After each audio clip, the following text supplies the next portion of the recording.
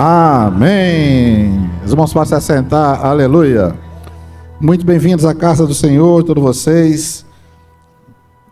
Eu agradeço a oportunidade de estar aqui, o convite do pastor, que gentilmente está nos hospedando aqui com muito carinho. Também o carinho de vocês, o coração aberto. Que bênção, irmãos. Estamos a família avivalista, né? Graças a Deus.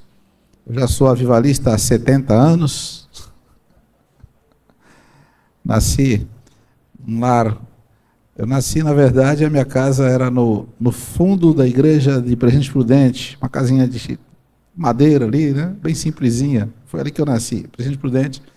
E até hoje tem lá o templo lá, que nem cabe mais o povo, o pastor Onésimo teve que ir para um lugar maior, mas está lá um templo Presidente Prudente. Meu pai foi pastor lá em 1955, olha só. Foi por lá que nós começamos a carreira avivalista. Estamos até hoje aqui e ficaremos até Jesus voltar, amém? Enquanto ele não vem, estamos por aqui com os irmãos, celebrando e compartilhando nossas experiências que nós aprendemos com o Senhor, amém? Parece que todos nós aprendemos uns com os outros. Nós temos aqui, eu tenho certeza que qualquer um de vocês tem experiências para compartilhar, revelações, dons para compartilhar, para trocar dons, e isso é muito importante. Todos nós aprendemos uns com os outros. A nossa vida é essa, né, irmãos? Aprendendo e ensinando. Você aprende e passa para frente. Amém? Só lembrando aqui, nós temos alguns livros, nós trouxemos para poder servir os irmãos, são umas ferramentas. Meu pai é um dos fundadores da igreja, né? Começou lá em 1946, lá no Seminário Metodista, no Rude Ramos, São Bernardo do Campo. Faz 80 anos, daqui uns meses. Celebraremos esse ano. E minha mãe lamenta muito, que ela fala assim para mim, olha, seu pai fez tanta coisa, correu bastante, viajou bastante, e não teve tempo para parar de escrever nem um livro. Nem uma apostila inteira meu pai deixou, né? Eu falo, mas puxa vida, e quanta coisa ficou, né? Só falava, aquele tempo também não gravava os cultos que nem hoje, então não tem gravação, tem poucos registros. Meu pai tem assim pedaços de apostila, algumas lições para a escola bíblica, e ela fala, minha mãe fala assim, ó, puxa, que pena que seu pai não escreveu. Então, lamenta muito, né? Podia ter escrito algumas coisas, né, pastor? Né? Quem sabe estaria aí um legado, né? Mas, ultimamente, eu tenho, depois que eu estou no ministério já há alguns tempos, só em São Caetano do Sul, são 31 anos de ministério, também estive 12 anos na diretoria de missões, viajando bastante aí, cobrindo nossos missionários em mais de 20 países. Mas, ultimamente, de uns 2 anos para cá, Deus me deu a graça de ter mais tempo. Eu tenho 2 pastores auxiliares, eu tenho uma estrutura muito boa na igreja, tenho uns filhos que cresceram e estão tomando conta lá, né? E quando os filhos crescem, tomam conta da casa, é verdade? E eles são bem melhores que eu, inclusive, viu, pastor? Né? Tem hora que até eu atrapalho, né? Você fala, pastor, vai viajar um pouquinho? Vai por aí, porque deixa a gente trabalhar aqui, vai. Dá. Eles são sinceros, pastor. Dá palpite não, faz favor. Porque tem coisa que eles começam a fazer e eu tenho a mente meio, né, às vezes meio ultrapassada, eles são meio contemporâneos, mas são cheios do Espírito Santo. Lógico que eu, como presidente da igreja, tenho a última palavra, né? Mas mesmo assim, a última palavra é ficar quieta, não falar nada. Porque eles são muito bem formados, bem tratados. Hoje temos 3 pastores auxiliares no campo. Eu só prego de um domingo por mês, vocês têm uma ideia. Eles me escalam uma vez por mês, deixa eu pregar no culto da ceia. Segundo domingo eu prego, depois eu ouço. Fazem, né, irmãos? Glória a Deus, né? Mas eu não tenho o que eu fazer tudo, irmãos. Eu tinha que batizar, curar, expulsar demônio, aconselhar, fazer tudo. Era de manhã, tarde e noite. Foi muitos anos assim. Hoje, então, como eu tenho um pouquinho mais assim, uma flexibilidade, eu comecei a pegar muita coisa que, assim, que eu tinha escrito, que eu tinha, inclusive muitas gravações também, ultimamente, principalmente no pós-pandemia, a gente gravou muita live, muita videoaula, então disso saiu, eu falei, bom, vamos colocar isso em livro, né? Tá tudo aí, então começamos a transcrever, daí saiu o livro Check-up Espiritual, né? Baseado em 1 João, uma autoconfrontação, você vê como está a sua vida espiritual, e está aqui, já está acabando essa edição, eu trouxe um pouquinho. Também o livro Batalha Espiritual da Intercessão, para formar a equipe de intercessores na igreja, para toda a igreja, mas principalmente para quem é intercessor, ou para quem tem um ministério de oração, quem quer entender mais sobre as armas espirituais, armas de ataque, armas de defesa, armas estratégicas, enfim, São muitos assuntos e mistérios ligados à oração que você pode aprender aqui. E mais recentemente, também o livro Descomplicando Apocalipse, que é um comentário versículo por versículo. Aqui você vai ler o livro todo do Apocalipse com pequenos comentários bem simples para o povo leigo entender. Não é um tratado de escatologia, não é nada teológico. É para nós assim que precisa entender Apocalipse trocando em miúdos, tá? Está à disposição dos irmãos. Então são ferramentas. Temos aí para servir os irmãos, amém? Não sou escritor, não vivo de vender livro, né? Mas está aqui também material que fica como, assim, posso dizer, conteúdos que o irmão pode ver em casa, ler, reler, né? Por exemplo, você vai ler o Apocalipse, uma sugestão, se você tem o livro, né? Por exemplo, você lê o capítulo 1, pega a Bíblia e lê o capítulo 1. O que eu entendi do capítulo 1? Aí você pega, lê o livro no capítulo 1 com a explicação e você vai entender algumas coisas a mais. Aí você relê na Bíblia o capítulo 1, você fala, agora estou entendendo um pouquinho mais. Né? Aí você lê o capítulo 2 na Bíblia, só a Bíblia, e tá bom, você vai entender alguma coisa, mas vai ter muita coisa misteriosa. Aí você pega o livro, lê o capítulo 2 aqui, comentado, aí você volta para ler a Bíblia, fala, agora ficou um pouquinho mais claro. Não é que vai explicar tudo, né? Porque Apocalipse é muito mistério, né? Então, sinceramente, eu não sou especializado também nesse assunto. A teologia sistemática é dividida em temas, né? Você tem lá cristologia, eclesiologia, que é da igreja, pneumatologia, rheumatologia, tanta coisa, teologia, né? Soterologia, e tem escatologia, que é a doutrina das últimas coisas. Então, tem pastores teólogos que são escatologistas, quer dizer, especializados em escatologia. Eu não sou escatologista, tá? Mas, como estudante de escatologia, eu peguei vários livros de escatologia, fui juntando algumas coisas aqui, principalmente tentando harmonizar com a visão da nossa igreja, com a visão escatológica da nossa igreja. Até porque quando você começa a pesquisar escatologia, você vai descobrir que há várias linhas de interpretação. Tá? Várias linhas e são conflitantes.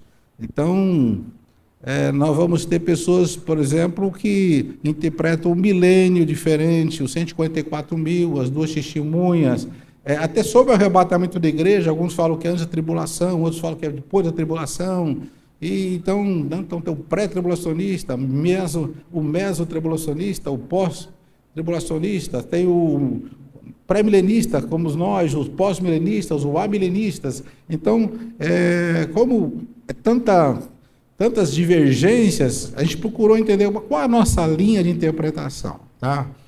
A nossa linha de interpretação fala como que a gente tem uma linha de interpretação e pode ser segura, pode ser confiável. Olha, a nossa interpretação não é perfeita, porque nenhuma é perfeita. Mas nós temos uma metodologia, tá? Vou explicar para vocês. Aliás, não só Apocalipse, a nossa linha de interpretação bíblica, tá? A nossa linha hermenêutica. O que é hermenêutica? Hermenêutica é a arte de interpretação de texto, né? Então, quando você vai estudar teologia, tem que estudar hermenêutica.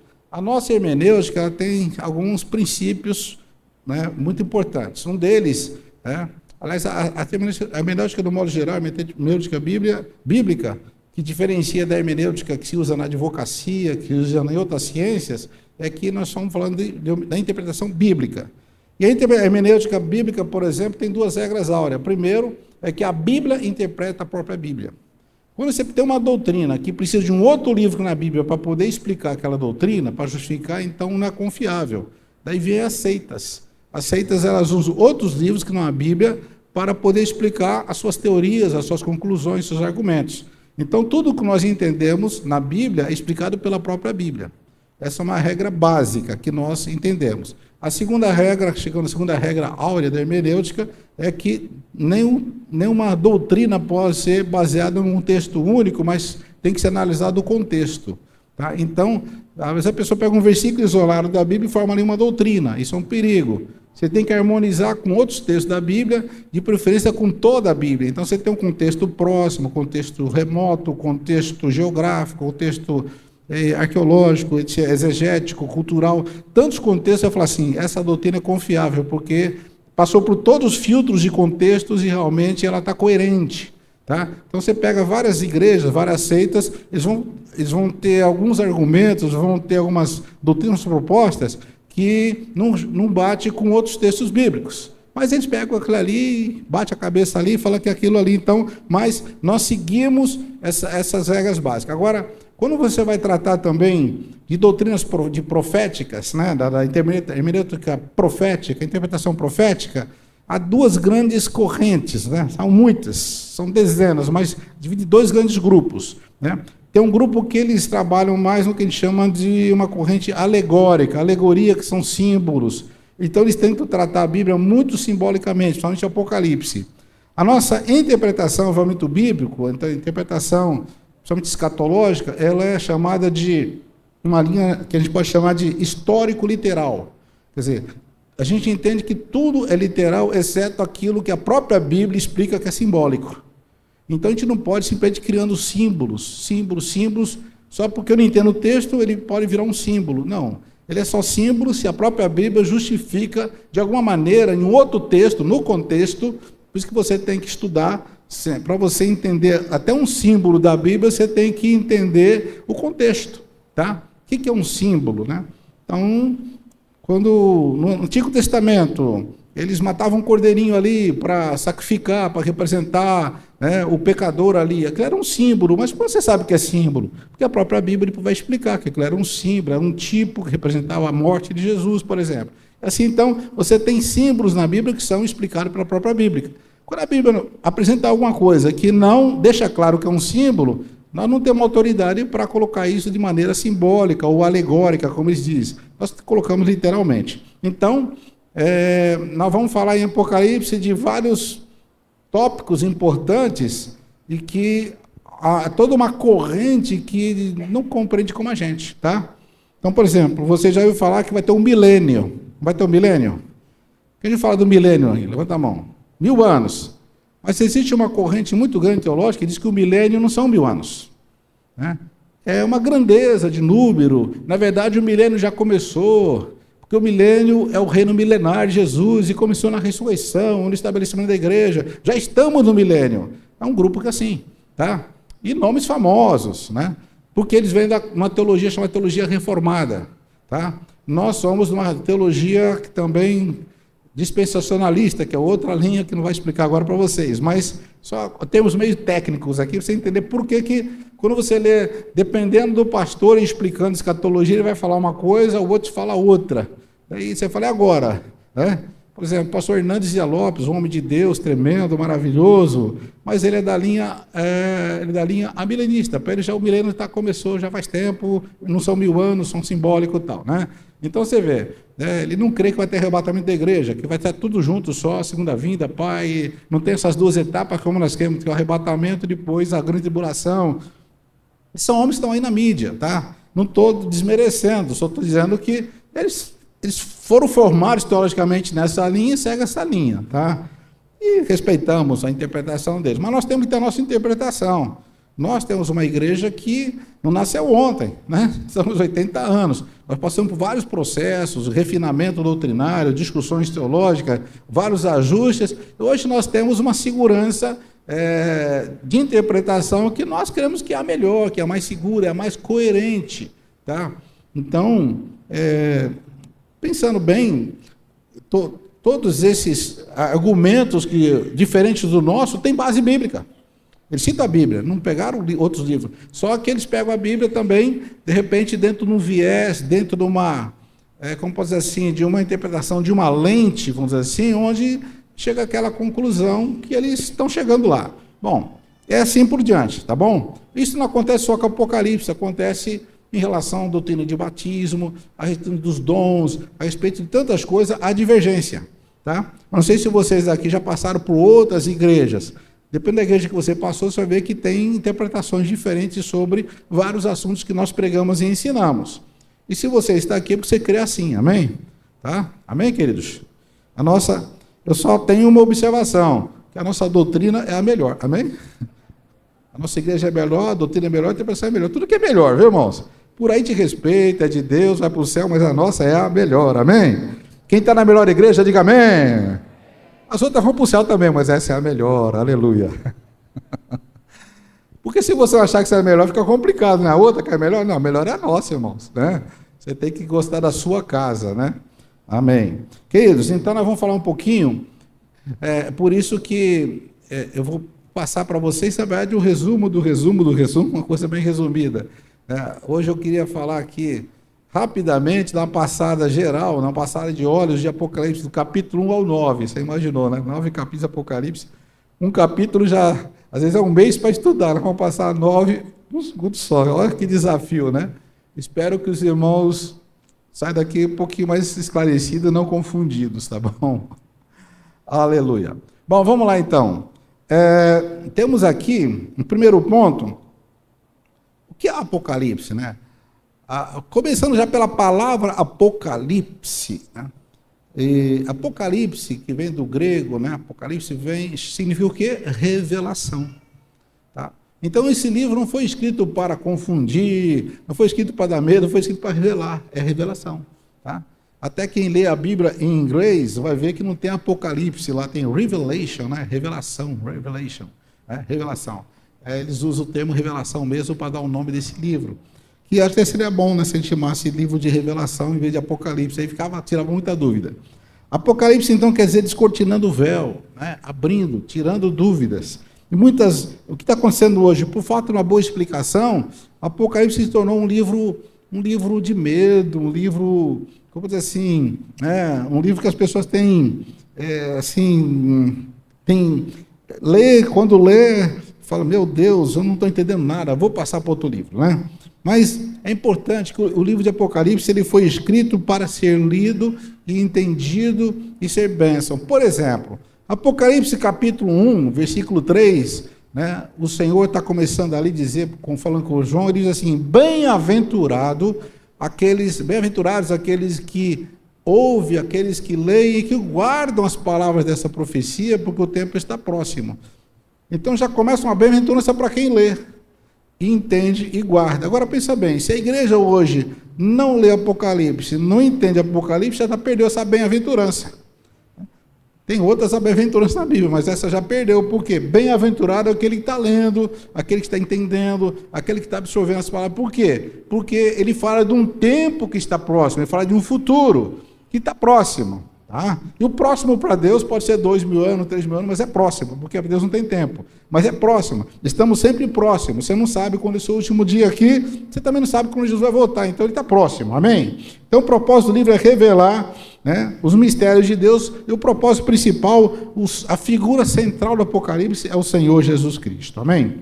Então no próximo quadro, ele foi escrito para encorajar os irmãos da igreja primitiva, estavam sendo perseguidos. Havia grande perseguição no primeiro século, e então parecia que a igreja estava perdendo, a igreja é perdedora. Olha, são jogadas feras no Coliseu, eles são martirizados, são decapitados, são perseguidos, torturados. Então o livro do Apocalipse foi escrito assim, gente, temporariamente vocês estão sofrendo mais, olha, é um consolo, Deus está no controle, o mal não vai vencer, o mal vai perder, né? Haverá um juízo sobre a terra, Deus vai julgar os ímpios. Então, por isso fala de tanto juízo para consolar a igreja, para saber, haverá um juízo para aqueles que estão perseguindo vocês. Então, Deus vai tratar disso agora o devido tempo. Suporta mais um pouco aí, porque depois desse sofrimento, vocês vão ter a glória de Deus, né? Então, é assim que acontece. Próximo quadro, começa a dizer, então, já no primeiro capítulo, que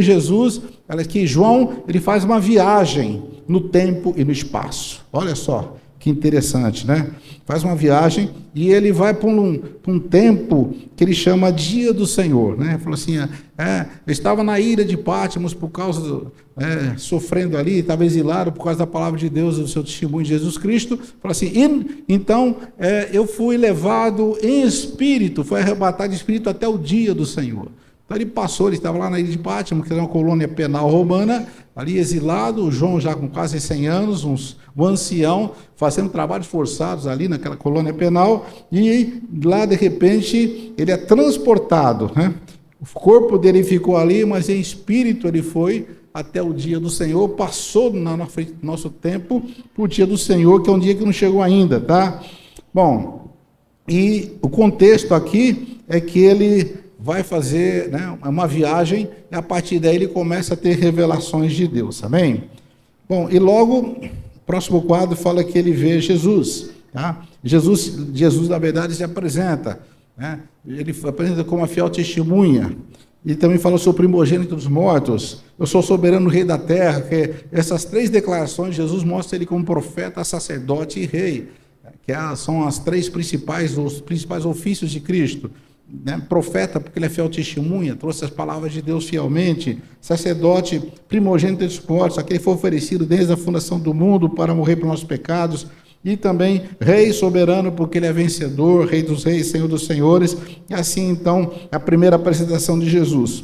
Logo em seguida, ainda no capítulo 1, Jesus, o João, naquele momento, ele ouve uma voz como de trombeta, um anjo fala muito forte e diz: olha, João, você está ouvindo essas coisas aqui, tudo que você está ouvindo, você escreve e manda para 7 igrejas da Ásia. Que igrejas são essas? Igreja de Éfeso, Esmirna, Pérgamo, Tiatira, Sardes, Filadélfia, Laodiceia. Manda para essas igrejas.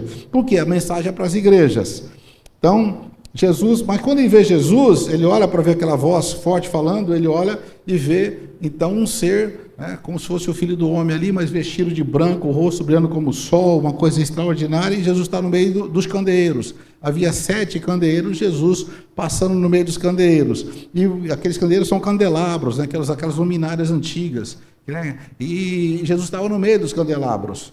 E aí vê Jesus, e quando ele vê Jesus, ele não suportou a presença, caiu como morto. Jesus tocou nele e falou: olha, não temas, eu sou o primeiro e o último, estive morto, mas eu que vivo para sempre. Você então agora, você vai levar essa mensagem para 7 igrejas. Eu vou te contar um mistério, João. Você viu aqui, você viu os 7 candelabros, você também viu 7 estrelas na minha mão direita. O mistério é esse: os 7 candelabros são as 7 igrejas. E as 7 estrelas que você viu na minha mão direita são os anjos das 7 igrejas. E Jesus explica assim, esse símbolo estava ali, os candelabros e as estrelas. E assim termina o primeiro capítulo, amém? Já passou um capítulo, olha só, foi rápido, né, irmãos? Só falta 8. Mas quando você lê com mais devagarzinho, né, você vai vendo esses detalhes importantíssimos. Então, o Senhor Jesus começa a ditar para ele as cartas, para ele escrever. A partir do capítulo 2, então, capítulo 2 e 3 são as 7 cartas. O que acontece? Vamos lá. Há um padrão das cartas das igrejas. Próximo quadro. Toda carta, então, ela segue a seguinte: toda carta tem uma apresentação, onde Jesus se apresenta, tem um elogio àquela igreja, depois tem uma repreensão, se necessária, depois tem uma exortação para poder, então, restaurar a igreja, se ela aceitar, e tem uma promessa. Esse é um padrão das 7 cartas. Então, toda carta, Jesus ele aparece dizendo: eu sou, por exemplo, ele fala assim: eu sou aquele que tem a espada de 2 gumes na boca. Eu sou aquele que tem as 7 estrelas na mão direita. Eu sou aquele que tem os pés como ladrão reluzente. Eu sou a estrela da manhã. Então, ele se apresenta assim. Então, você vai ver que quem está falando é Jesus. E Jesus usa figuras que João viu no primeiro capítulo, naquela primeira visão, quando ele escreve Jesus. Esses elementos vão aparecer em cada carta. Depois ele elogia a igreja. Por exemplo, a igreja de Éfeso, ele fala assim: conheço as suas obras. Aliás, toda igreja ele conhece assim: conheço as suas obras. Tá? Amém? É meio assustador, mas é verdade. Né? Jesus conhece as nossas obras. Você pode esconder de todo mundo, mas Jesus fala assim: eu conheço as suas obras. Você está fazendo, e não é só aqui não, lá em casa, no trabalho, naquele quartinho secreto, né, na rua. Conheço as suas obras, tá? Mas também das obras que você faz, né, no sentido de servir do seu ministério. Deus conhece as nossas obras. No caso da igreja de Éfeso, por exemplo, ele começa elogiando: olha, você tem trabalhado bastante, tem se esforçado bastante, você tem sofrido por causa do meu nome, e você, inclusive, você é tão, né, a igreja é tão zelosa, você não pode suportar os maus. Por exemplo, vocês colocaram em teste aqueles que dizem apóstolos e não são, e achaste mentirosos. Olha que igreja maravilhosa, uma igreja que trabalha e sofre no nome de Jesus e não aceita falso profeta. Que bênção, irmãos? Amém? Amém, irmãos? Amém, né? Mas Jesus aí vem uma repreensão. Tenho, porém, contra ti que abandonaste o teu primeiro amor. Quer dizer, uma igreja trabalhando, tal, né? Mas Já o amor, o primeiro amor, a motivação principal tinha acabado. O que nós aprendemos, irmãos? De repente a gente está fazendo muita coisa para o Senhor, mas já não tem a motivação inicial do amor que nos move. Deus não está preocupado só com o seu trabalho, mas com a motivação. Por que você está fazendo? Amém? Por que você está tocando? Por que você está cantando? Por que você está ofertando? Porque você está limpando o templo. Por que você está fazendo visita? Por que você está orando? É baseado em quê? Paulo até explica em 1 Coríntios, né? Ele fala assim, se eu fizer tudo isso aí maravilhoso, mas não tiver amor, não vai ser nada. Então a igreja de Éfeso estava na situação. Muito trabalho, até perseguição, sofrendo perseguição. Era a igreja durona ali e tal, seguindo, mas sem o primeiro amor. Aí o Senhor fala assim, então, olha, arrependa-te e volta de onde caíste. E pratica as primeiras obras, porque senão, olha, se você não fizer assim, eu virei e tirarei de você o seu candeeiro. O que é o candeeiro? O candeeiro é a luz. Quando a igreja perde a luz, ela perde o quê? A revelação do Espírito Santo. Ela continua fazendo tudo, está fazendo, mas já sem revelação. Fica uma grande comunidade evangélica, religiosa, fazendo tudo, cantando, pregando, ensinando, mas sem o fogo do candeeiro, sem a luz do candeeiro. Então, Senhor, arrepende-se e volta às primeiras obras. Olha onde você caiu, olha, vai lá. Então, só dando um exemplo de uma das igrejas, como o Senhor falou, né? Aí ele dá uma promessa, mas ao que vencer, eu darei direito de comer da árvore da vida, e tal, e termina sempre assim. Quem tem ouvidos, ouça o que o Espírito diz à igreja. Toda a carta termina assim também, tá bom? Então, a igreja de Éfeso. Aí, em seguida, a igreja de Esmirna. Né? Esmirna é uma igreja sofredora. A igreja que não teve nenhuma repreensão, ela está debaixo de grande perseguição. O Senhor elogia o trabalho dela, mas também alerta: olha, você vai passar uma tribulação de 10 dias, e vai acontecer isso assim, mas ser fiel até a morte, eu te darei a coroa da vida. Amém? Então, o Senhor vai exortando. Aí vem a igreja de Pérgamo. Pérgamo já é uma igreja que ela se corrompeu, ela aceitou a doutrina de Balaão. Ela aceitou depois os nicolaítas, e ela foi se pervertendo. Então Deus dá uma exortação profunda à igreja de Pérgamo, uma exortação pesada mesmo. Depois a igreja de Tiatira, essa estava pior ainda, porque ela tolerava até uma mulher chamada Jezabel, quer dizer, tinha falso profeta, e ela estava dando valor para os falsos profetas que estavam lá dentro, que a Bíblia chama de espírito de Jezabel. Falou, você está fazendo muita coisa boa, mas tenho porém contra ti que você tolera Jezabel, mulher profetiza, tá? E ela está levando vocês à prostituição. Prostituição aqui não está falando só de perversão sexual, está falando de prostituição de religiosa, de prostituição com ídolos, prostituição com falsa doutrina, né? E o Senhor fala, então eu vou colocar esses que seguem Jezabel, vou colocá-los na cama, eu vou tratar deles no leito, tá? E se eu não se arrepender, aí então o Senhor tem um juízo mais forte, e o Senhor então aí chama a igreja de Tiatira de volta, né, à realidade, e diz, olha, se você vencer, se você for fiel, você vai vencer comigo. Então ouça o que o Espírito diz à igreja. Depois nós temos já no capítulo 3 a igreja de Sardes. A primeira igreja que aparece ali é uma igreja também que tinha obras maravilhosas, mas o Senhor falou assim, só tem um problema, você tem nome que está vivo, mas está morto. Olha que terrível, né? A igreja de Sardes só tinha nome. Fama, né? Não é nome, é fama. Você tem fama de que vive, mas está morto, né?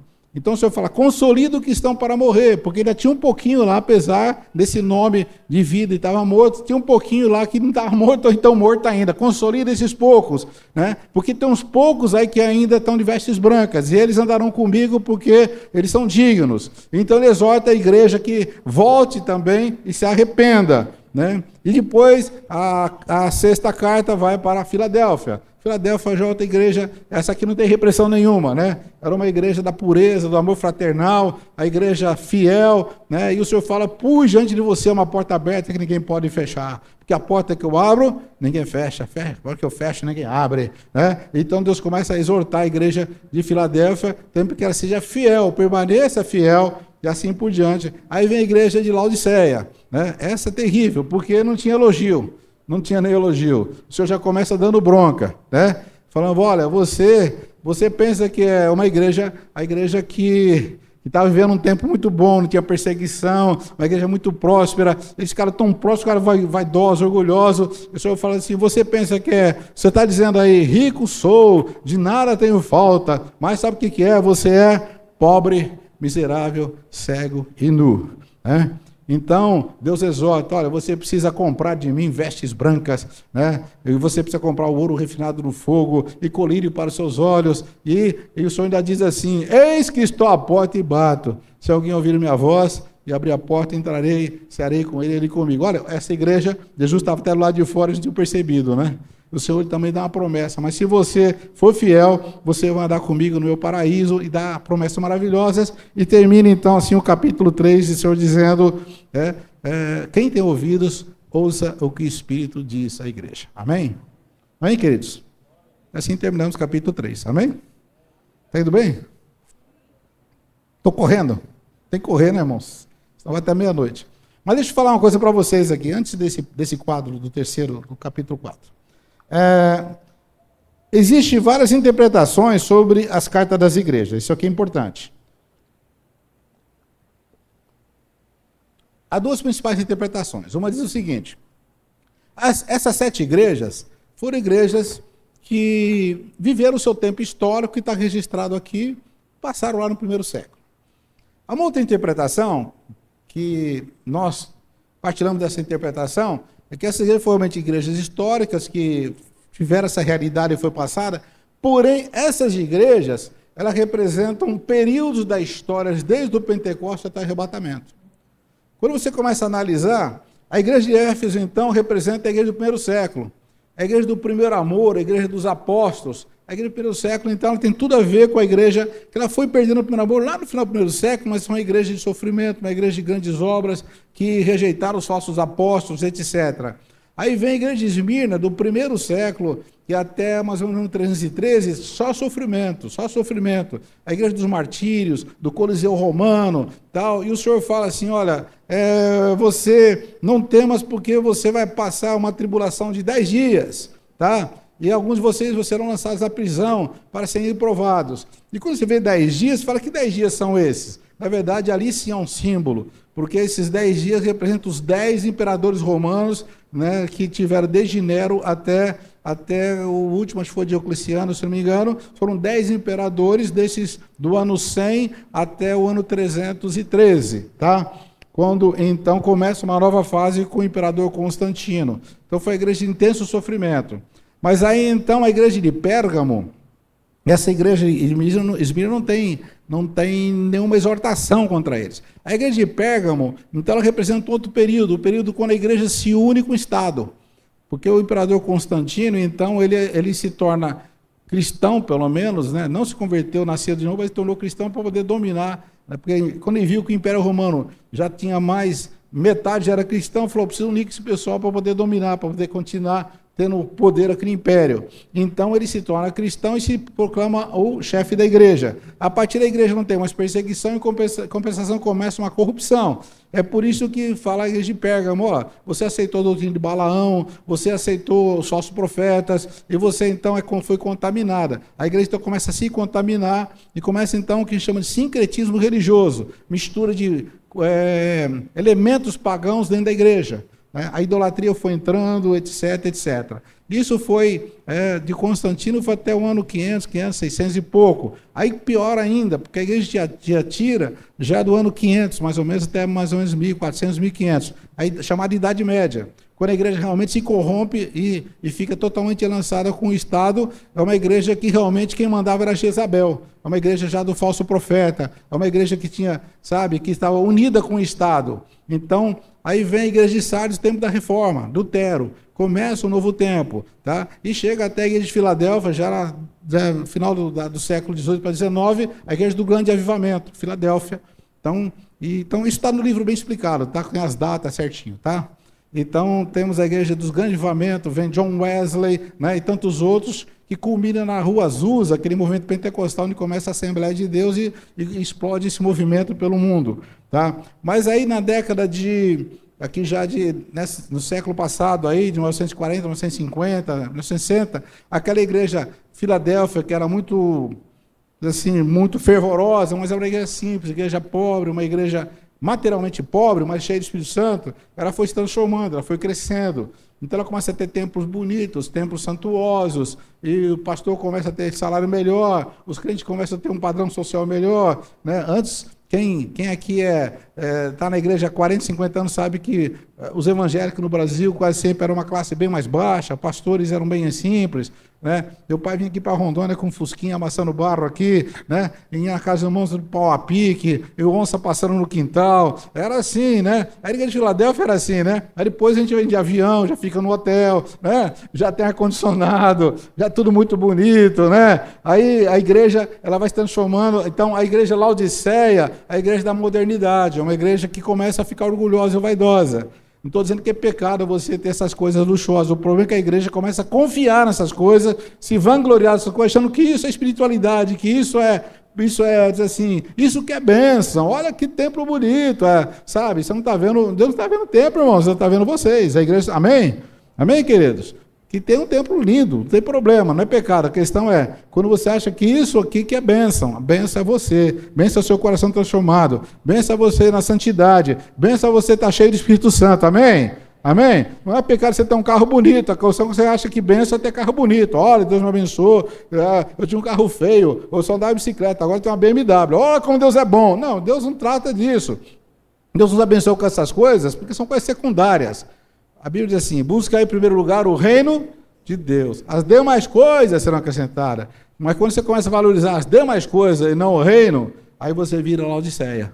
As demais coisas passam a ser o centro e o reino já não existe mais. Então, só para vocês entenderem, essa aplicação eu acho maravilhosa, porque ela não é mera coincidência que as características da igreja, dessas 7 igrejas, realmente representam os 7 períodos da história até hoje. E se você for ver, nós estamos na igreja pós-moderna, vivendo exatamente.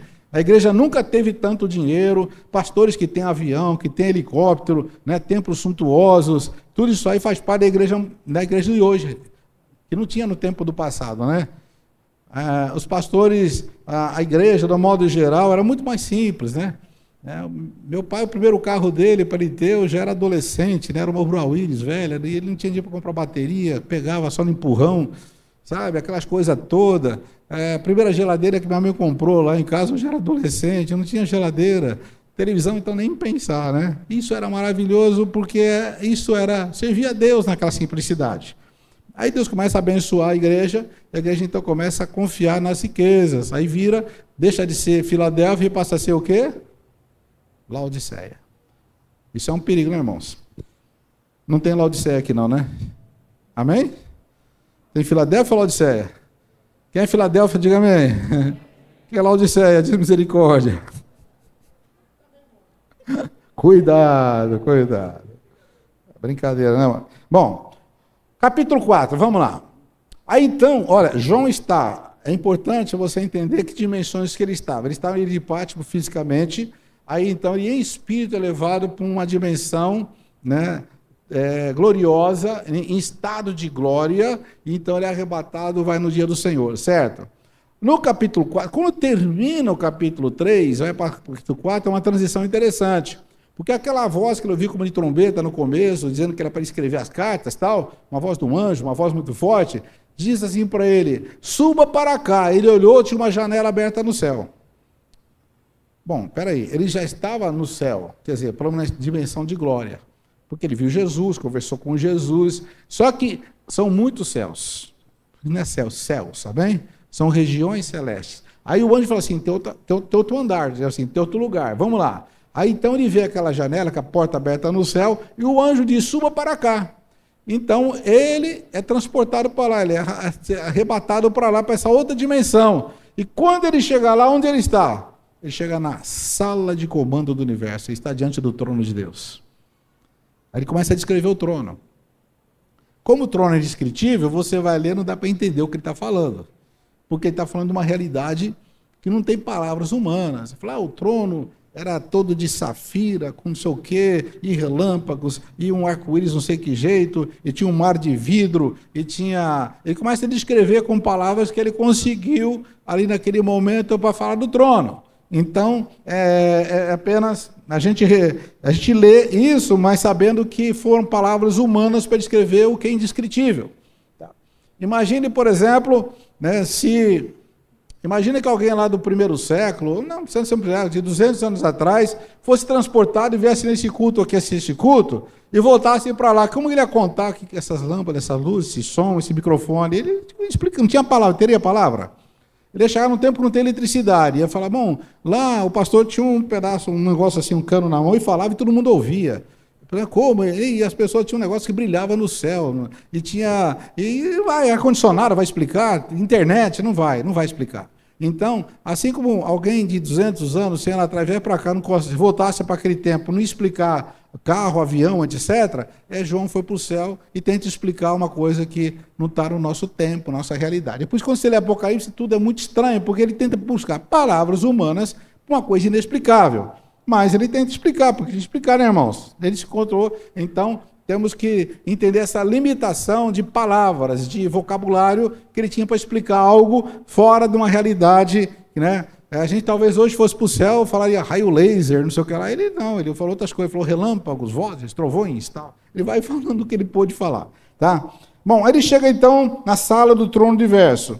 E ali então está o trono, então Deus está ali. E aí ele vê 24 tronos, são 24 anciãos que estavam ali. Os 24 anciãos, eles tinham harpa na mão, eles tinham taças também. Depois explica que essas taças recebiam as orações dos santos, que vão ali misturadas com incenso. E esses 24 anciãos estavam ali, figuras importantíssimas. Aí vinha a pergunta, quem são os 24 anciãos? Alguns falam, bom, são os 12 apóstolos, mas os 12 patriarcas? Talvez, pode ser, 24, deu certo a conta. Mas não, representa a igreja de todos os tempos. Tem várias interpretações, a Bíblia não diz quem são. Só sei que são 24 anciãos com 24 tronos ao redor do trono. Tá? Mas tem um trono central, onde tem Deus ali, tá? O Pai está ali. Né? E também ele fala de 4 seres viventes, que Ezequiel também viu esses 4 seres viventes. E tão indescritíveis, eles tinham 6 asas, cheia de olhos, um tinha parecendo cabeça de boi, o outro cabeça de leão, o outro cabeça de águia voando, o outro cabeça de homem, e esses seres ficam ali, são seres de altíssimo nível, alguns chamam de serafins, outros chamam de querubins, tá? E eles ali ficam de dia e noite, quer dizer, o tempo todo dizendo santo, santo, santo, santo é o Senhor dos Exércitos. Isaías teve essa visão também no capítulo 6, de ver esses seres angelicais, com essas 6 asas, né? Com 2 cobriam os pés, 2 cobriam as mãos, 2 cobriam o rosto. Por quê? Por que cobrir? Porque eles não suportavam tanta santidade. Tá? Eles tinham asas para se cobrir. Né? E olha só que privilégio. A Bíblia diz que nós vamos chegar um dia de rosto descoberto na presença de Deus, porque nós vamos estar cobertos com o sangue de Jesus. Amém? O que eles não podem ver na presença, nós vamos poder ver um dia, não com esse corpo humano aqui, mas com o corpo glorificado de Jesus que nós teremos. Amém? Então, estavam esses 4 seres viventes também misteriosos que estão ali. Mas acontece, aí vai para o capítulo 5, tá? No capítulo 5, já acontece uma novidade, porque ele viu que lá na mão daquele que está sentado no trono, ele tinha um livro. O livro era um rolo, né? Aquele tempo era rolo, né? Não era livro como o nosso aqui, assim, né? Era um rolo. Ele estava escrito por dentro e por fora, mas ele estava selado com 7 selos. Né? Naquele tempo, esse selo eram aqueles lacres que tinham que selava documentos, etc. Mas tinham 7 selos, 7 lacres, né? E para poder ler o livro, tinha que romper o lacre. Né? Mas aconteceu uma coisa terrível lá, porque uma voz começou a perguntar quem é digno de abrir o livro. E então procurou-se entre os anjos, os querubins, serafins, patriarcas, profetas, avivamento bíblico, tudo estava lá diante do trono, ninguém era digno, ninguém. Nem Moisés, nem Abraão. Não era de nem Miguel, nem Gabriel. Então o que aconteceu? O João começou a chorar. A pessoa chorou no céu. Começou a chorar porque ninguém podia abrir o livro.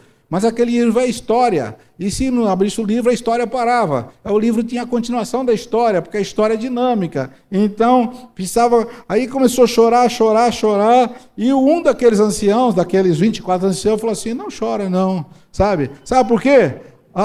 Aqui chegou alguém, né? O leão da tribo de Judá, ele venceu e abrirá os livros. Ele é digno, amém? Amém, queridos?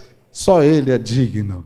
Então João estava ali, parou de chorar e disse que ele olhou. E quando ele olha para trás para ver o leão de Judá, sabe o que ele viu? Ele viu um cordeiro. Um cordeiro como tinha sido estado morto, estava ali em pé, diante do trono, e aquele que estava sentado no trono entregou para ele o livro, e ele começou, então, a abrir os selos. Amém? E assim terminamos o capítulo 5. Vamos para o 6? Então foi correndo, né? Aí então, do capítulo 6 em diante, aquele que é digno vai abrir os selos. São 7 selos, irmãos. Quem está preparado para os selos aí? Amém? Ele vai abrir os selos. Querendo ou não querendo, a história continua, irmãos. Deus é o Senhor da história. Aí então, é dramático o negócio, irmãos.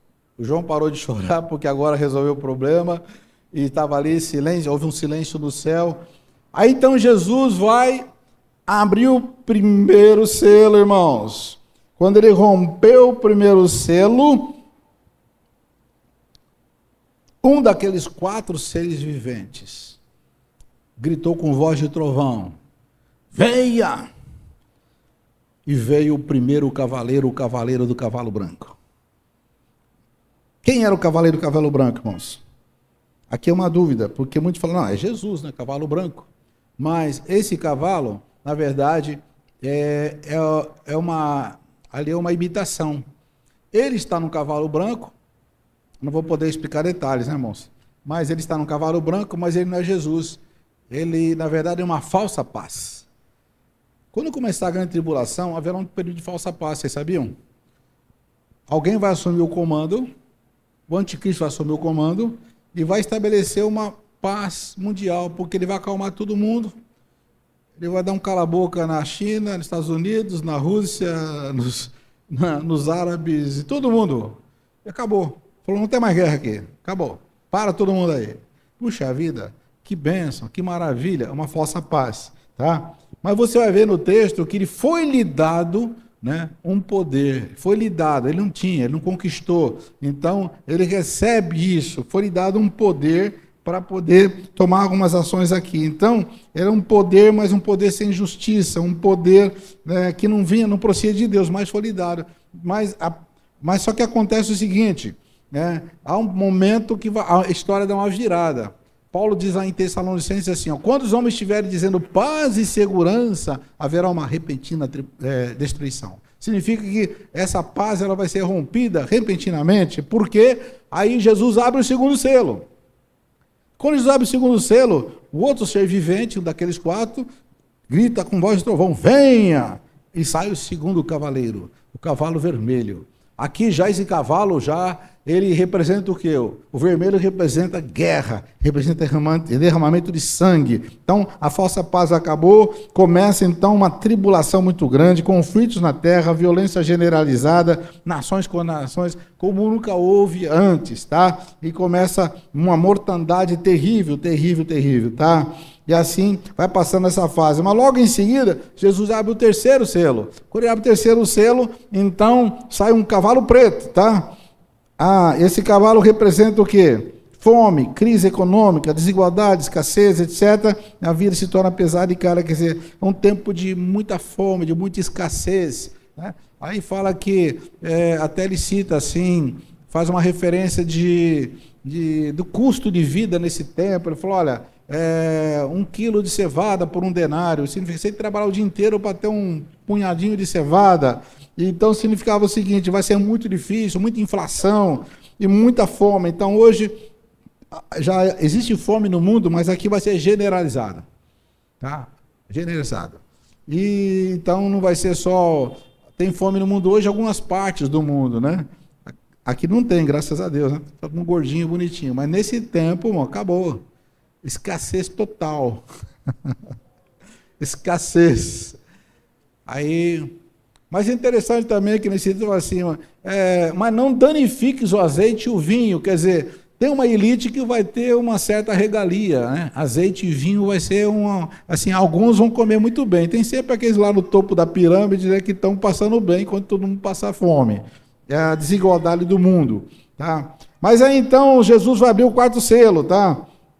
Quando o quarto ser vivente chama, né? E vem, aí vem o 4º cavaleiro, o cavalo amarelo. Ele representa morte, destruição, peste, fome, guerras combinadas, fragilidade da vida humana, tudo, tá? E aqui diz que, nesse período, 1/3 da população já vai morrer. Nesse período aqui, tá? Ó, nem começou ainda, está no 4º selo, hein? Ainda tem os mais 3 selos, depois tem as 7 trombetas, depois tem as 7 taças. Tem muita coisa para acontecer e já morreu 1/3 da população. E começa, então, as grandes tragédias. Deus começa a tratar a humanidade, o juízo vem sobre a humanidade, né? E se você está salvo em Cristo, está garantido, amém? Então, o quarto cavaleiro vem. Só um detalhe que me chama a atenção também, que Jesus não chama esses cavaleiros, quem chama são aqueles 4 seres viventes. Eu fico pensando, Deus ele não faz tudo sozinho, ele reparte com seus mensageiros, com seus servos a sua tarefa. Tá? Então você vai ver que quem anuncia o juízo são anjos tocando trombeta, anjos derrubando taça, quer dizer, Deus ele fica só dando comando assim, mas quem executa são anjos, quem executa somos nós somos executantes, os executores. Deus, ele podia fazer tudo sozinho pela palavra dele, mas tem coisa que ele falou, não, eu quero que vocês participem. Então, as coisas vão acontecendo assim com esses 4 seres viventes. No capítulo 7 é uma interrupção ali, porque João vê um grupo separado, que são 144 mil, e vê também uma grande multidão. Né? O próximo quadro fala do capítulo 7 já. Quem são 144 mil selados? Ele vai aparecer, os 144 mil selados, aparece no capítulo 7, depois ele repete no capítulo 14 com outros detalhes. Então, dá para você ler os 2 capítulos e entender melhor o que são 144 mil. Como eu disse, alguns intérpretes, como eles são assim, alegoristas, sei lá, eles vão mais para o simbolismo, fala que 144 mil, na verdade, não é 144 mil, é uma grandeza, para dizer de uma grande quantidade e tal, que representa a igreja. Mas, no outro texto de Apocalipse, aqui, capítulo 14, vai dizer que tinha 12 mil de cada tribo. 12 mil da tribo de Ruben, 12 mil da tribo de Efraim, 12 mil da tribo de Dan, 12 mil da tribo de Simeão. Vai falando o nome das tribos, tá? 12 tribos, 12 mil de cada uma. Então, e dá uma ideia de que são 144 mil judeus, são tribos, né, de Israel, ok?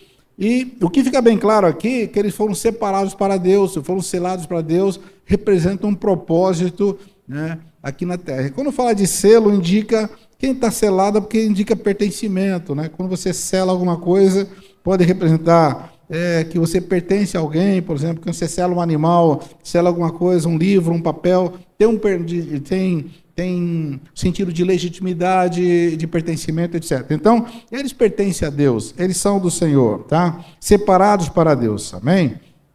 Então, passando aqui, mas ao mesmo tempo que, logo que aparece os 144 mil, que tem todo um propósito na grande tribulação, é bem provável que eles sejam os grandes mensageiros da grande tribulação. Tá? E eles estarão aqui proclamando o evangelho eterno. Né? Há um anjo que vai aparecer mais para frente dizendo assim que deve ser proclamado nesse tempo o evangelho eterno. É uma outra faceta do evangelho. Hoje nós proclamamos o evangelho da graça, tá? O evangelho do reino. Então, aqui é um outro momento. Bom, vamos lá então. Mas depois João, ao mesmo tempo que ele vê, tem essa visão de 144 mil, por outro lado ele tem um outro cenário. Ele vê uma grande multidão chegando, uma grande multidão. E ele diz assim, uma multidão vestida de branco, lavados no sangue de cordeiro, e diz assim que eles vieram de todas as nações, de todos os povos, tribos, línguas e nações, tá? E é interessante que nesse ponto também, um dos anciãos pergunta para o João assim, João, quem são esses aí? Né? E uma pergunta retórica, porque o João não sabia. O João não sabia, falou, Senhor, tu sabes. E ele explica, esses são aqueles que vieram da grande tribulação, que levaram as suas vestes do sangue do Cordeiro. Amém? Aí, então vem também uma divergência de interpretação escatológica, você vai encontrar nos livros aí dos teólogos. Né? Alguns falam que na grande tribulação não haverá salvação. Por esse texto, a gente entende que sim, porque ele fala assim, ó, essa multidão incontável está vindo da grande tribulação. Né? E como entender a tribulação, são 7 anos, né? Depois o pastor Salim vai explicar melhor que são 7 anos, tá? Não vai dar tempo. Por que 7 anos? Por que 3 anos e meio mais 3 anos e meio? Explica. Ele deve ter explicado já, explica outra vez, tá? não dá tempo de eu passar por isso aqui, mas eles vieram da grande tribulação. Então haverá salvação na tribulação. Olha, uma grande multidão, grande multidão. E quem pregou para eles? A igreja já está arrebatada? Os 144 mil, com certeza. E mais alguns que ficaram por aqui, os desigrejados que perderam o primeiro trem do arrebatamento, vai ficar para a segunda etapa, para a segunda época. Então, vamos pregar também aqui, ok? Aí, continua, né? Seguindo aqui, já no capítulo 8. No capítulo 8, nós vamos ter, aparecem 7 anjos que recebem trombetas, tá? E eles vão tocar essas trombetas. E à medida que eles vão tocando as trombetas são alertas, né? Por que se toca a trombeta? Trombetas são sinais de chamamento, de advertência, tal, né? Então, eles começam, a partir daí, vai anunciando os juízos de Deus, ok? E nós temos, passando 2 quadros para frente aí, as 4 primeiras trombetas, as 4 primeiras, tá? 2 quadros. O próximo, próximo quadro, é isso. Então, as 4 primeiras trombetas, elas vão tocando, à medida que vão tocando, vai acontecendo tragédias, flagelos, desastre aqui, né? O primeiro afeta a terra, né? A segunda trombeta afeta o mar se transforma em sangue. A terceira trombeta afeta os rios, as fontes das águas. E depois o outro acontece até corpos celestes, então escurece o sol, a lua, e acontece várias coisas em relação ao cosmo. Então você vê que essas trombetas estão afetando a criação, a toda uma mudança ecológica, a toda uma mudança da atmosfera, nesse tempo aí que a humanidade sofre. Tá? Você imaginou, né? O mar é afetado, os rios são afetados, tudo isso é afetado com essas trombetas. É importante também lembrar que, nesse tempo de juízo, a Bíblia diz que ainda é um juízo com misericórdia, porque ele vai dando oportunidade para a humanidade se arrepender. Vai chegar um tempo, lá nas taças, por exemplo, que a Bíblia fala, Deus vai derramar a taça do juízo sem mistura, quer dizer, é juízo puro, já não tem graça, não tem misericórdia. Aqui ainda tem misericórdia, aqui ainda tem chance. Então, muitos se arrependem nessas fases aqui, né? Porque eles estão vendo Deus, né, mexendo assim, dessa maneira drástica. Então, temos aí, esses juízos são um chamado ao arrependimento. Deus dando chance para a humanidade. Olha só, a humanidade vai ter chance. Bem, bom, então, as 4 primeiras trombetas já tocaram e os juízes vão ficando mais intensos. O próximo quadro falar da 5ª trombeta, tá? Aí, nas 4 primeiras trombetas, foi assim, afetaram mais não afetou mais a criação, mas não afetou a humanidade tanto diretamente, tá? A partir daí, começa um tormento para a própria criação, para a própria humanidade, tá? E a 5ª trombeta, que também, um pouquinho antes da 5ª trombeta, tem um anjo que ele proclama 3 ais, falou: ai, ai, ai dos que habitam na terra. Esse ai, ai também são 3 ais, que são 3 etapas de juízo. Então acontece com a 5ª trombeta, já o primeiro ai, ok? Então é um sofrimento muito grande. As pessoas estão sofrendo psicologicamente, emocionalmente, e diz assim que o sofrimento é tão grande que os homens desejam morrer, mas não conseguem morrer. Eles querem a morte, mas a morte foge deles. Então, o tormento é tão grande que eles entram em desespero. Aí vem a próxima trombeta, que é a 6ª trombeta, é o segundo ai, tá? E aí, então, a destruição é mais ampliada ainda, começa conflitos globais, a coisa vai piorando, tal, na 6ª trombeta, e a humanidade, a maldade humana também atinge o seu auge, porque as pessoas ficam ficando mais cruéis umas com as outras, tá? E olha só no próximo quadro, a dureza do coração do homem, né? Diz assim, Apocalipse 9, 20 e 21, fala: mesmo assim, depois de tudo isso, não se arrependem, não se arrependeram, persistiram na sua idolatria, na violência, na imoralidade. Olha, depois de tudo isso, muita gente não vai se arrepender, ok? Qual a aplicação que nós temos aqui? Então, o maior problema não é o juízo, mas o coração endurecido. Apesar de todo o juízo de Deus, ainda muita gente vai estar endurecida, tá? E alguns vão, inclusive, blasfemar contra Deus nesse tempo. Blasfemar. Eles vão se revoltar contra Deus, vão se arrepender dos seus pecados. Tipo assim, que Deus é ruim, Deus é mau. Tipo assim, eu faço o que eu quero, do meu jeito, rejeito a Deus, mas quando vê o juízo, aí Deus é que é mau. Então as pessoas vão blasfemar. Então o pecado cega as pessoas. O pecado, né, mesmo diante do sofrimento, as pessoas vão ficando piores. Algumas se arrependem. Alguns, né, até dizem assim que alguns vêm pelo amor, vêm pela dor, né? Esse aqui nem pela dor. Nem pela dor. Vem muita dor. E que dor, né, irmãos? Mas eles não virão, não aceitarão. Isso significa o seguinte, irmãos, nós estamos diante de alguns cenários que João vai descrevendo. Eu fiz aqui uma passada bem rápida, né, só para chamar a atenção para vocês para o tema, tá bom? Nem li os textos, se ia gastar muito tempo, né? Se fosse ler os textos aqui.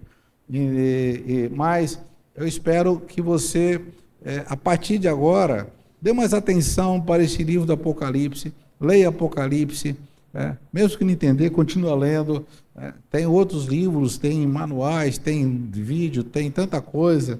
Hoje tem muito material à disposição para explicar, para dar explicações, ainda que algumas divergências, mas do modo geral, todas as explicações de teólogos sadios são boas no sentido de vai mostrando aspectos importantes desse último livro da Bíblia. Amém? Então temos aqui, até no próximo quadro, um apelo final dessa fase, né? Esse apelo é para todos nós, irmãos, né? Hoje ainda é tempo de arrependimento, amém? Você está preparado para a volta de Jesus? Amém? Você está ansiando pela volta de Jesus? O seu coração está dizendo, ora vem, Senhor Jesus. Maranata, ora vem, Senhor Jesus. Senhor, volta hoje, Senhor, sabe, tem dia que eu acordo triste, irmão, sabe por que eu acordo triste? Porque eu queria estar na glória. Eu estou por aqui, Senhor, mas tá bom, já que eu estou aqui, vamos fazer a tua obra, mas seria tão bom não estar mais aqui. Então, se eu tivesse voltado essa noite, já estaria lá, né? Já pensou, irmãos, quer estar na glória, né? Ou você quer ficar aqui mais um pouco? Não, está tão bom aqui, Senhor, agora eu comprei um carro novo, agora que eu casei, Senhor, não vem não, espera mais um pouco, né? Ah, mas não tem nada melhor do que estar na glória, amém? Mas tem que estar preparado, então é tempo de arrependimento. Aí voltamos àquela exortação, né, que tem no final de cada carta, quem tem ouvidos, ouça o que o Espírito diz à igreja. O Espírito está sempre falando, chamando ao arrependimento, chamando à santidade, chamando a um posicionamento. E nós estamos aqui, irmãos, vivendo os últimos dias. Se você for ver aí outro estudo que a gente pode fazer no outro tempo, o pastor Salim vai passar sinais dos tempos. Irmãos, o que sinais do tempo? São sinais que vão mostrando a proximidade de Jesus. E quase todos os sinais já se cumpriram. Tá? E para falar a verdade, não precisa cumprir mais nenhum sinal, ele pode voltar agora e ele cumpre a hora que ele quiser. Tá? Deus não depende de alguns sinais que para nós ainda podem ser difíceis, tá? Mas aí Deus resolve isso na grande tribulação e fecha o ciclo, porque para Deus não tem dificuldade com o tempo, mas qualquer momento desse nós estamos subindo. Quem está preparado sobe, né? Há uma parábola que Jesus diz assim, olha, 2 estarão na mesma cama, um será levado, outro será deixado. Significa que nem todos estão preparados, né? 2 estarão trabalhando juntos ali, um será levado, será deixado. Até a parábola das 10 virgens, lembra? Que representa a igreja, as 10 virgens. Né? O noivo chegou, só 5 estavam preparadas e 5 a Bíblia chama que eram loucas, né? E elas, por que eram loucas? Porque elas estavam esperando o noivo sim, mas sem azeite na lâmpada, não tinha azeite. O que é o azeite? Azeite o quê? É o Espírito Santo, é você estar cheio do Espírito, na comunhão, na conexão com Deus. A pergunta é, como que está a sua lâmpada? Né? Como está a sua lamparina? Tem azeite na lâmpada? Né? Aí faz um check-up espiritual, né? Por quê? Porque a Bíblia diz, examine-se o homem a si mesmo, antes de até comer o pão, beber do cálice. Mas isso não é só para o dia da ceia, todo dia tem que ter um autoexame. Eu estou bem com Deus, eu estou em paz com Deus, eu estou preparado hoje. Né? E se hoje Jesus voltar? E se hoje Ele me levar? Eu estou preparado? Irmãos, tem que estar preparado todos os dias, amém? O Senhor, então o livro do Apocalipse é um livro de consolo para a igreja perseguida, porque diz assim, olha, vocês estão sofrendo, mas haverá um final glorioso. Quando você vai lendo o Apocalipse, ele termina numa apoteose, ele termina num grande finale, a Nova Jerusalém, ele termina ali, né, os santos na glória, e todos os ímpios julgados, e Satanás no lago de fogo, o falso profeta lá, e o anticristo do lago de fogo, e os salvos remedidos vivendo com Jesus. Essa é a nossa grande esperança. Mas para chegar lá, irmãos, a Bíblia diz assim, aquele que perseverar até o fim será salvo. Amém? Então é necessário uma perseverança. Numa das cartas o Senhor fala assim, guarda o que tens para que quem tome a tua coroa. Quer dizer, você tem que perseverar, você tem que vigiar. Amém? Então, ler o Apocalipse nos desperta, né, uma vida de santidade. Né? Quando Pedro fala sobre isso na sua segunda carta, ele falou, gente, essa terra que vocês estão vendo aqui vai ser destruída pelo fogo, haverá explosões nucleares, atômicas, os elementos ardendo se desfarão, né? E assim, mas nós, né, pelas suas promessas, esperamos novos céus e nova terra. Mas ele também diz assim, e se nós temos tais esperanças, ou tal esperança e tais promessas, que vida piedosa e que vida de santidade devemos ter, porque você tem uma esperança maravilhosa. Ao mesmo tempo que você tem o juízo, que essa terra vai para o fogo, você tem a esperança da nova, né, de novos céus e nova terra. O que você tem que fazer? Tem que ver uma vida de santidade e piedade, uma vida consagrada ao Senhor. Amém? Fiquemos em pé, mas vamos orar. O livro de Apocalipse tem um alerta para a igreja. Na verdade, a trombeta já está tocando. Amém? A trombeta está tocando, sentindo assim, acorda, povo de Deus. Desperta, povo de Deus. Desperta, ó tu que dormes. Levanta-te dentre os mortos e Cristo te esclarecerá. Amém? Deus quer uma igreja atenta, uma igreja acordada. Oh, aleluia! Uma igreja que está preparada. Irmãos, é um tempo não dá mais tempo de perder tempo, né? Aproveite o tempo. Em Efésios capítulo 4, Paulo fala assim, vamos remir o tempo, porque os dias são maus.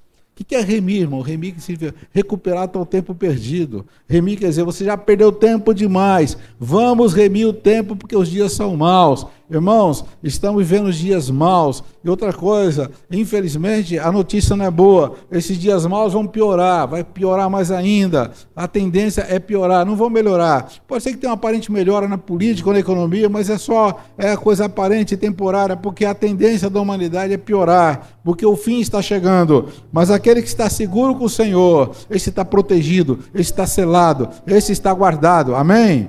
Amém, queridos? Você não precisa ter medo, não. Amém? Você está protegido. Você está na arca do Senhor. Você está envolto por Ele. Você está guardado por Ele. Você está no lugar chamado esconderijo do Altíssimo. E pode descansar à sombra do Onipotente. Aleluia, aleluia. Oh, aleluia, aleluia. Vamos orar para que você seja despertado agora.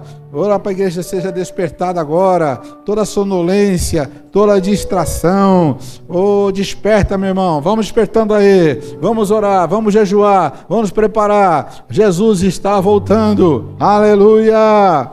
Oh, levanta sua mão comigo, fala, Senhor, desperta o meu coração. Oh, desperta toda sonolência, toda distração. Oh, tem gente que está tão distraído, tão olhando com as coisas do mundo, irmão. Você está no mundo, mas esquece o mundo agora. Pense lá em cima. O apóstolo Paulo diz assim, se você já ressuscitou com Cristo, pense nas coisas do alto. Pense nas coisas do alto, onde Cristo está sentado à destra do Pai, onde a sua vida está escondida com Cristo em Deus. Se você já ressuscitou com Cristo, pense nas coisas do alto. Oh, aleluia. Aqui você está de passagem. Aqui você está de passagem. O seu trabalho, a sua casa, seus bens, tudo isso é temporário, irmãos. O seu lar é eterno. O seu negócio é na eternidade. Oh, aleluia. Aqui tudo é provisório, mas Deus já te deu o que é permanente e que é eterno. Aleluia. Oh, vem Espírito Santo. Desperta a igreja. Desperta a tua noiva, Senhor. Oh, a noiva se preparando para encontrar o noivo. A noiva se preparando. Aleluia. Oh, porque um dia chegará as bodas do Cordeiro. Vem, vem, vem, vem. Aleluia.